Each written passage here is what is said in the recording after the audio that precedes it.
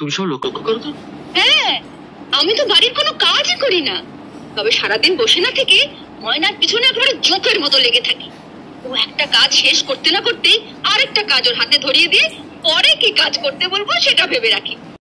ময়না কিছু বলে? কি বলবে, তবে মাঝে মধ্যে কেঁদে ফেলে, তখন আমার যে কি মজা লাগে না, কি বলবো।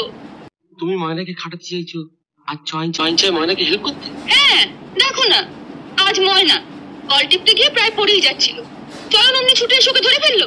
আচ্ছা, রাগ হয় কিনা বলো? হ্যাঁ, রাগ তো হবারই কথা। তবে তোমার কথা মতো চয়নকেও কিছুতেই কল টিপতেও দেয়নি, কথাও বলেনি। তুমি একবার চয়ন আর ময়নাকে ডাকো তো, আজ একটা হেস্তনেস্ত করে ছাড়বো। খুব আচ্ছা করে দেবে দুজনকে, ছাড়বে না কিন্তু। বৌদি, চয়ন ওর সামনে আমাকে কি বলেছিল? অপদার্থ বলেছিল। সামনেই তো আছে, জিজ্ঞেস করে দেখো না বলেছিল কিনা। এবার বড়দাকে নালিশ করতে গিয়ে এমন ঝাড় খাবে না।